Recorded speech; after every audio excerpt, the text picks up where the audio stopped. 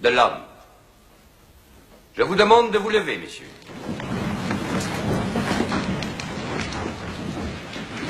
Article 1er.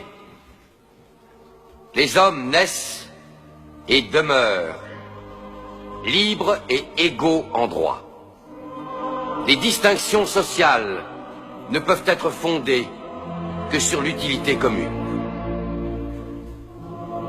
Ces droits sont la liberté, la propriété, la sûreté et la résistance à l'oppression. Le principe de toute souveraineté réside essentiellement dans la nation. La loi n'a le droit de défendre que les activités nuisibles à la société. Tout ce qui n'est pas défendu par la loi ne peut être empêché. La loi est l'expression de la volonté générale. Tous les citoyens étant égaux à ses yeux, sont également admissibles à toute dignité, place et emploi public. Nul homme ne peut être accusé, arrêté, ni détenu que dans les cas déterminés par la loi. Tout homme est présumé innocent jusqu'à ce qu'il ait été déclaré coupable.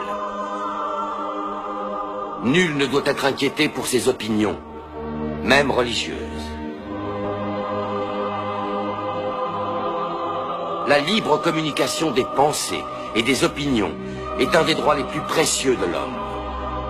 Tout citoyen peut donc parler, écrire, imprimer librement, sauf à répondre de l'abus de cette liberté dans les cas déterminés par la loi.